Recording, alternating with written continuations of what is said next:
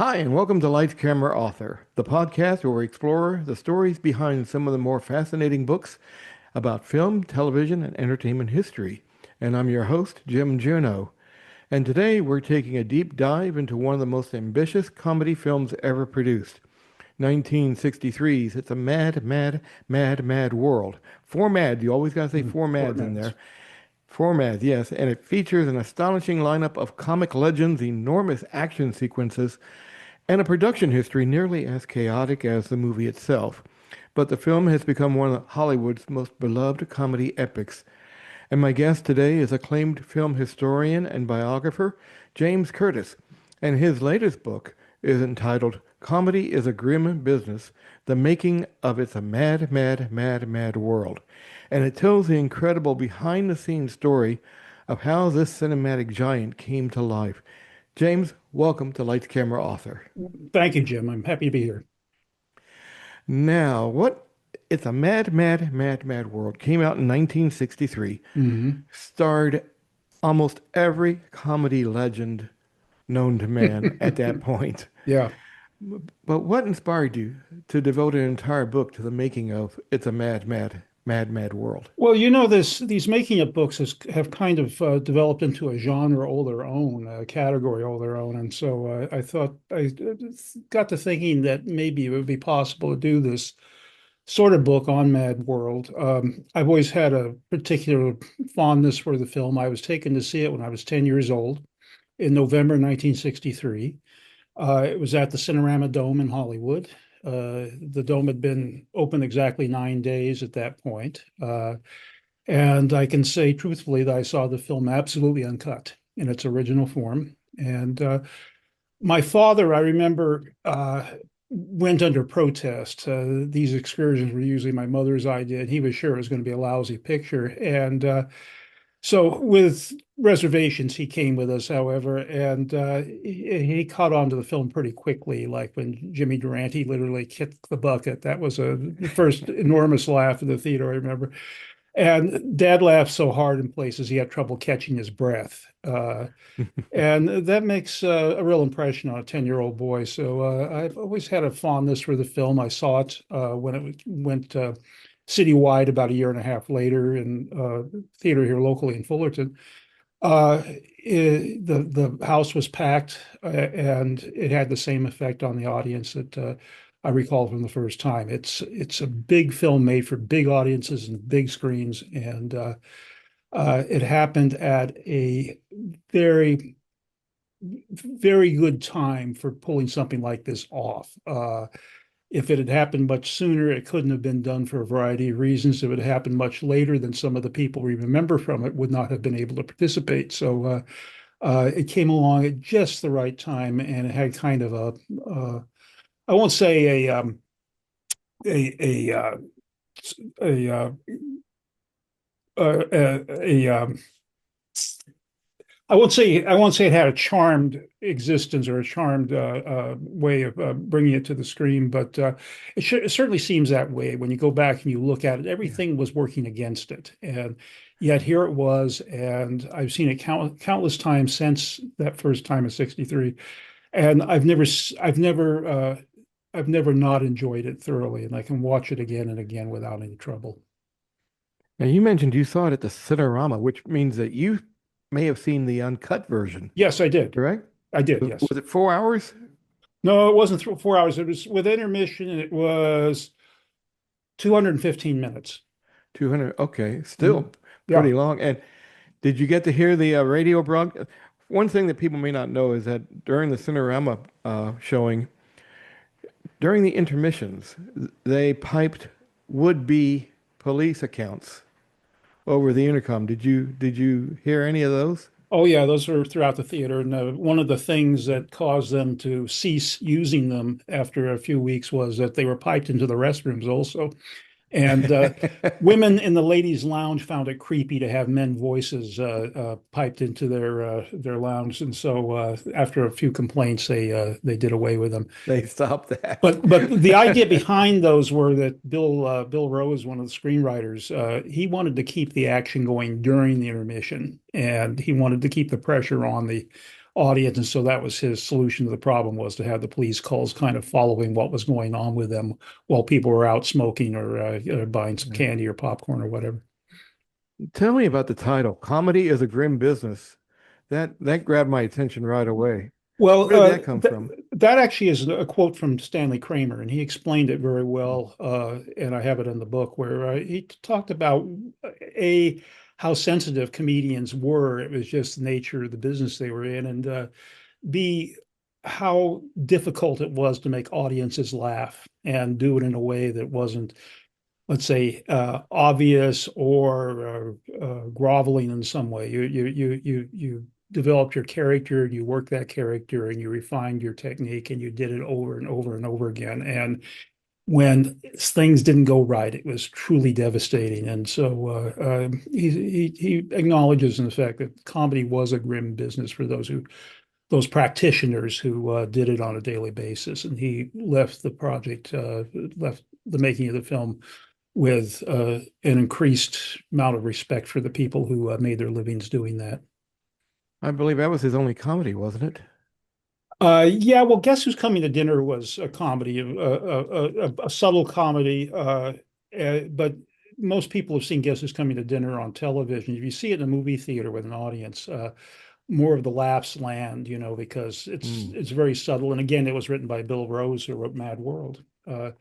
Stanley Kramer also produced a couple of comedies before he got into the directing side of the business, and uh, well, one of them was a very ambitious film that he made in the early 50s called The 5,000 Fingers of Dr. T. It was kind of Oh yeah, with it, Vincent Price, Hans Conried Hans Conried. Okay, yeah, and okay, Peter Lind Hayes and Mary Healy. And it was an extremely ambitious film, very funny in places, and didn't quite catch on, but it was a wonderful film that has quite a cult following today, and that was a yeah. Stanley Kramer production. So I think the main thing about Stanley Kramer was he cast a broad net at that time. He did all kinds of things. Reading your book, I realized it was a 10-year project getting this movie made. Yeah. I didn't realize it went back that far.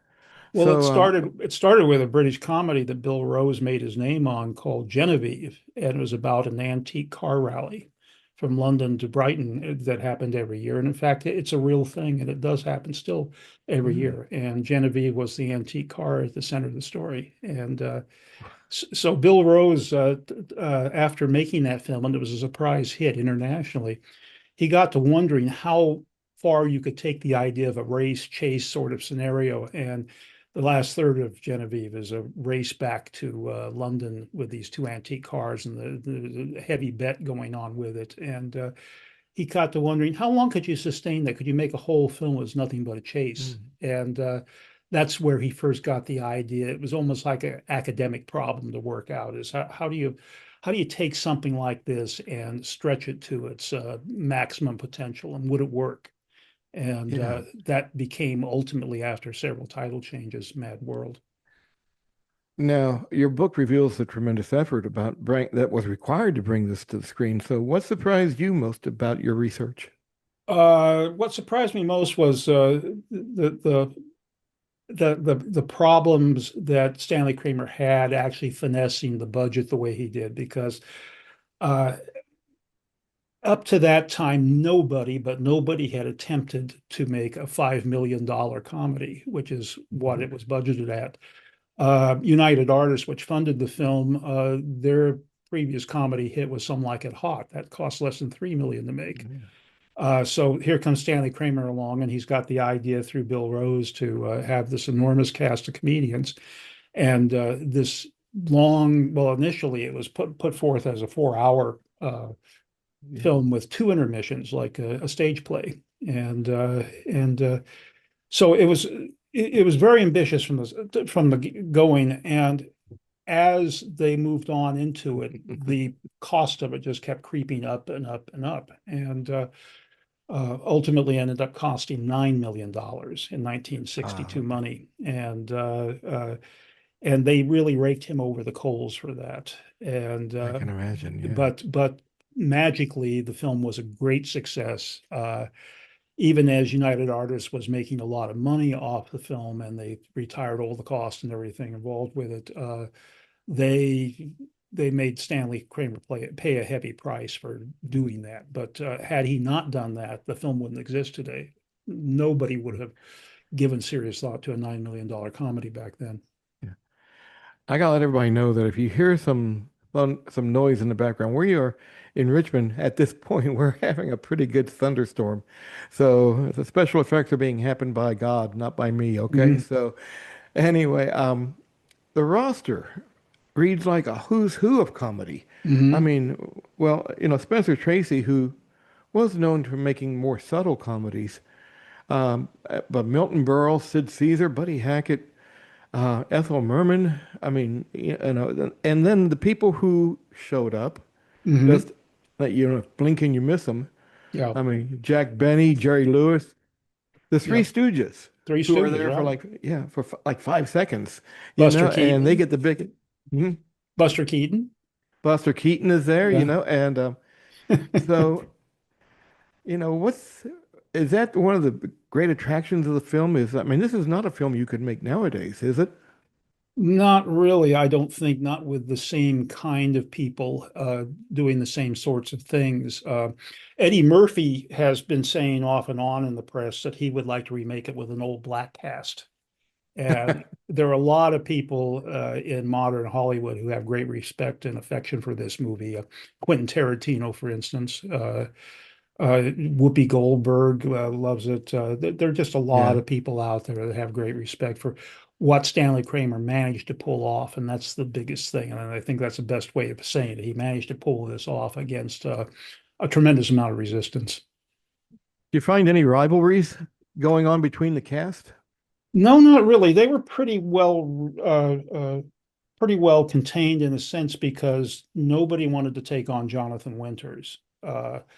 Jonathan Winters had this kind of mind that just would not had no off switch to it, and he could improvise as long as he was awake. He could improvise, and nobody could touch him. And anybody who tried to go up against him got left in tiny slivers, you know. so they, so they didn't try that. And in a way, Jonathan Winters kept the film very balanced, and Spencer Tracy did also because Yeah. when he was on set, there was no fooling around. He enjoyed the comedians very much, but he drew a level of respect that uh, kept everybody in line. And to a similar degree, so did Buster Keaton.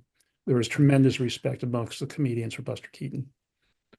What performer surprised you most while researching this film? Uh, well, let's say I wasn't terribly surprised. A lot of people found Milton Berle very annoying. That was just the way he Annoying. was. Yeah.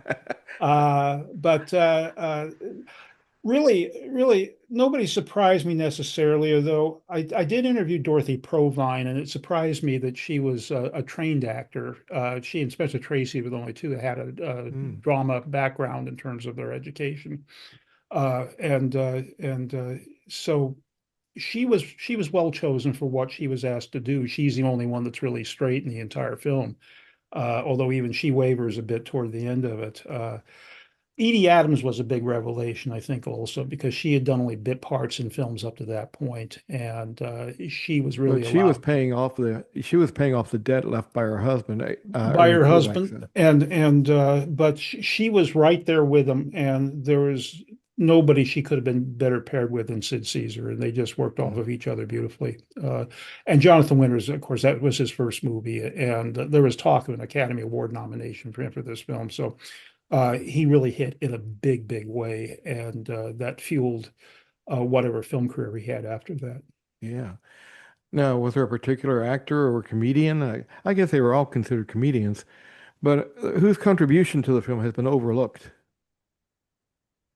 I think to a certain degree Tracy's is because he's an observer during a lot of it. But I think Stanley Kramer was wise in that he needed Tracy's gravitas in order to bring the ensemble cast along. The fact that people were respectful of him, that they were on the top of their game with him in the scene. No question about that. He was a one-take actor. There was a lot going on with Tracy in any performance behind the eyes, behind what you see in terms of just his presence there. Tracy, you can see what Tracy is thinking. You can see Hmm. what's going on behind the eyes. The eye contact was very important to him when he's playing with other people. And I think what he does is so subtle and so powerful that it's easy to dismiss it. And I'd like to um, point that out a bit. And I think I try to in the book that there's a lot going on back there that makes what happens in front of him and around him more meaningful. One of the things the audiences may not realize is that there was a lot of dangerous stunt work in An this movie. awful I lot. mean, especially with the airplane. Oh yeah. Um, for those of you who haven't seen, I'm not going to give away much, but the little spoiler here, so guys beware. Mickey Rooney and Buddy Hackett are a pair, and they're trying to get to wherever the big W is, and they get a plane with Jim Backus, and Jim Backus is he's drinking while he's flying, which is not something he really ought to do, but he gets knocked unconscious, and but the plane, I mean, there was a stunt. I mean, people almost got killed on this movie, didn't they? Well, one person was killed. Oh, they were okay. Yeah, yeah, shooting background process plates, as they were referred to. There's one part where Mickey Rooney and Buddy Hackett are headed straight for the ground, and the guy who was shooting that material actually could not pull up from his dive, Hmm. and he was killed. Uh, so the plane stuff was very, very dangerous. Paul Mantz was in charge of that. Paul Mantz went back a great deal with movie pilots back to the Hells Angels days with Howard Hughes and the like. And um, Mantz was also a mentor to Amelia Earhart. He had a tremendous reputation in aviation, and he was in charge of all the stunt flying, and he made suggestions about things they could do that Stanley Kramer asked about and was able to implement for the film. Probably the most dangerous of all the stunts is going through a billboard, Yeah. and which happened not far from where I'm sitting right now. And so and the flight stuff went well over budget simply because it was so difficult to pull off, and you had to pay attention to things like clouds and whether you're matching Oh shots yeah. where there are clouds and there aren't clouds, that sort of thing. So it gives the film scope, it gives it excitement, it gives it danger, and so it was necessary. It's very important in order to pull the picture off the way it had been conceived of. The people who are not in it are almost as legendary as the people who are in it. I mean, they Kubrick wanted Stan Laurel to come out of retirement. He wanted Stan Laurel, he Uh, wanted Harold Lloyd also, Harold and Lloyd, and yes. and Eddie Cantor's name was bannered around. Eddie Cantor was had a heart condition by that point, could consider Mhm. himself retired. That was one of Bill Rose's ideas. Stan Laurel, they shot the cameo in such a way out on the desert so that they could substitute Jack Benny if Stan Laurel wouldn't do it. But that's why Jack Benny's wearing the derby in the film. Yeah. They could stick Stan Laurel in there just as easy. But I think frankly the cameo looks better, works better with Jack Benny. But yeah, they contemplated other people. One person that they always wonder about, people always wonder about, is Bob Hope, why he wasn't in it. Yeah. And the obvious cameo where I think he would have gone into if he had been available would have been the fire chief, but who runs up the Yeah. ladder. But Bob Hope was in England at that point making a film of his own for United Artists, incidentally. And so he clearly wasn't available for it. And they ended up getting Sterling Holloway for that part. It builds up to a big reveal, and Sterling Holloway wasn't necessarily a thunderclap, but he was still a Yeah. very familiar and beloved face. Saw him a lot on television and movies. He was the voice of Winnie the Pooh, etc. So he wasn't as big a name as they would have liked, but they still got a very good performance and somebody who did very well by the fire chief. Was Groucho Marx supposed to be in it? At one point, yeah, the ending was written with a couple of different variations that could include Groucho Marx, and so Kramer was never fully happy with the ending. And if you go back and look at the first draft of the script, it stops just before the final joke, if you will, and the screenwriters say, in effect, we haven't thought of anything at this point, but we have confidence that somebody will come up with something, and we will have a good ending for this, but we don't have it right now. And a couple of the suggestions later were Groucho is either a doctor in the hospital ward or maybe a judge where these people are all being gathered in front of him, and he's going to throw the book at them for all the crimes they've committed during the course of the film.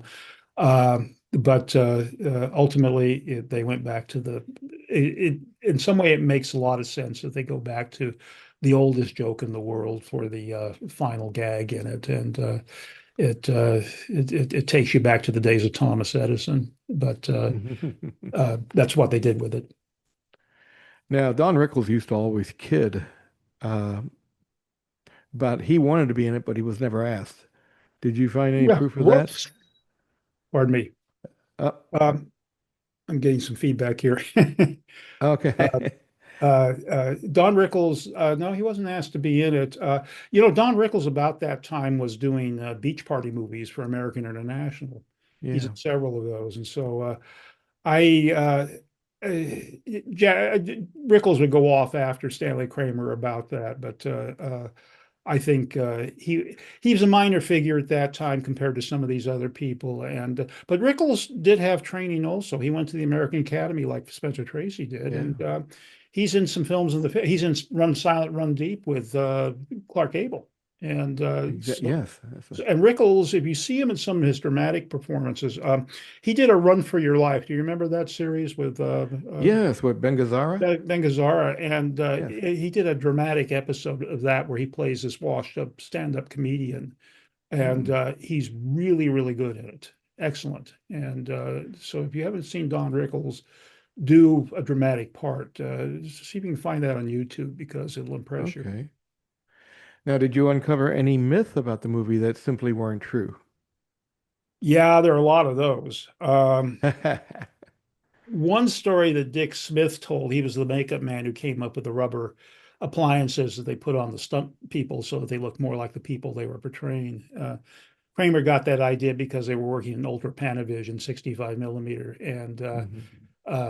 that something that you could pull off in terms of deception at 35 millimeter wouldn't happen that well with that extended definition and size and everything. So anyway, Dick Smith, by his own memory, was on the film about 3 weeks before they went out to Palm Springs to start shooting the second unit stuff with the stunt people.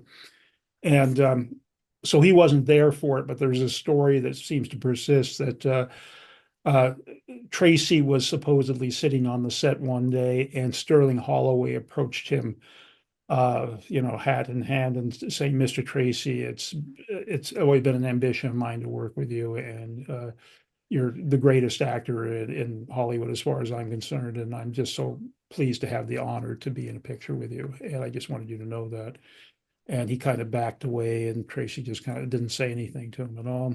And later it turned out that Sterling Holloway allegedly was talking to the stuntman who had the Spencer Tracy mask on rather and but in reality, and this is why that could not have happened, and as I say, Dick Smith was not present to see this, someone told him about it, was that Sterling Holloway and Spencer Tracy were at the American Academy of Dramatic Arts at the same time, and they were in student productions together as part Hmm. of the senior class.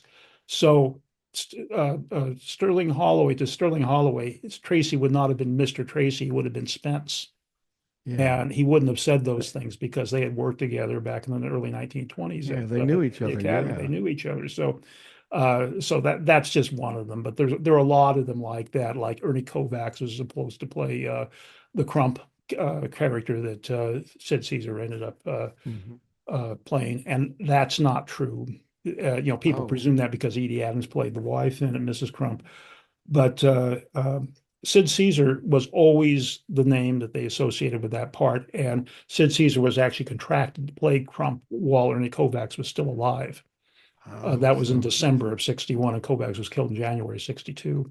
And Edie Adams was not hired to play opposite Sid Caesar until a month after her husband's death.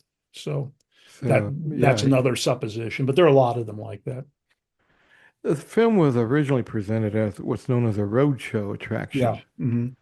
Now, tell the listeners who are not familiar with that term, what that or with that concept, Well, it was a what hard that is. ticket. It was a hard ticket picture, which meant that you were paying advance prices to see it, which back in those days would have been $2.50 or $3, which was unheard of for a movie at that time. And we're talking set 1963 now, the Kennedy administration. You paid that kind of money. You were assigned a seat in the theater. You couldn't sit just anywhere you wanted. You had to go and get the number seat that you were sold the ticket for, and you sit there. There's usually an intermission. There's usually a long movie with the intermission. It's usually widescreen, 70 millimeter, stereophonic sound, 6 tracks. I remember when I saw it at the Cinerama Dome in '63 that when the various characters spoke, the screen was so wide that if you had someone over here at this side of the screen speaking, you heard their voice come from that side of the screen, and if someone spoke over there, you heard their voice coming from that side of the screen. I remember that vividly. It was just an incredibly special event, and especially when you're seeing it in a brand new theater like the Cinerama Dome in Hollywood, a Yeah. geodesic dome, the only concrete one I think ever built, and still to this day, it's the only one in the world. Very historic building, and they built it in 14 weeks because they had to Amazing. make the opening date that had been announced for Mad World, and so they ran 3 shifts, 24 hours a day to get it done. Wow. Now, the story doesn't end with the movie wrapping or when No. the filming wrapping, because I mean, everybody wants to try and restore it. Yeah, that's So true. why is it such a challenge? Well, the reason it was cut initially was there are a couple of reasons, major reasons, one of which was that when the film that started making the film, there was nobody in charge of production at United Artists. And during the course of the making of the film, they put someone in that position. His name was David Picker. And he didn't like Stanley Kramer, and he did not think that Mad World was funny. So he hated the filmmaker, and he hated the film.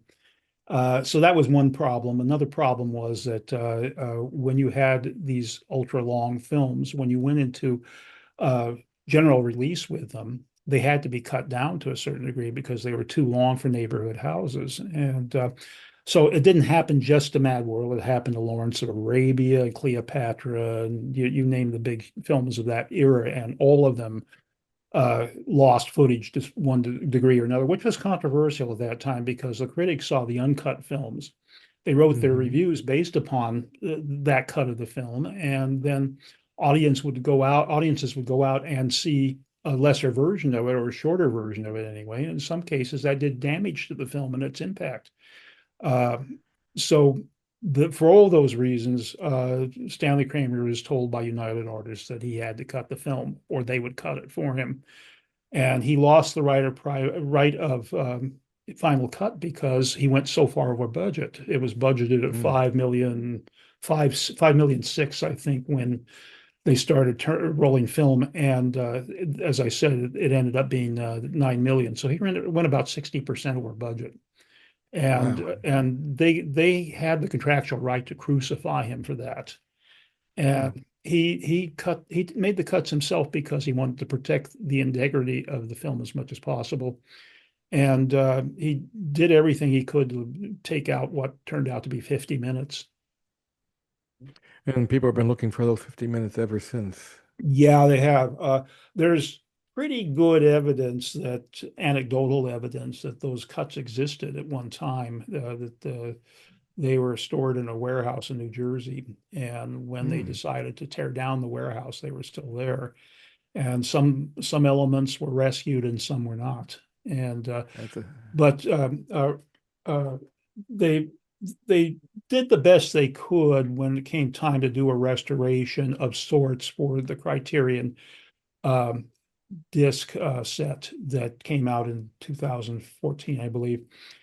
And Robert A. Harris, who's well known for his restoration work on a lot of films like Vertigo and the like, he took on the job and using film elements that were not in great shape and things that you really couldn't put in front. Black and white stills were necessary, et cetera, but things that you wouldn't put in front of a general audience these days. But for people who are really interested in the film and want to get a sense of what it was like at its full running time, uh, they've done probably the best that could possibly be done with what exists today.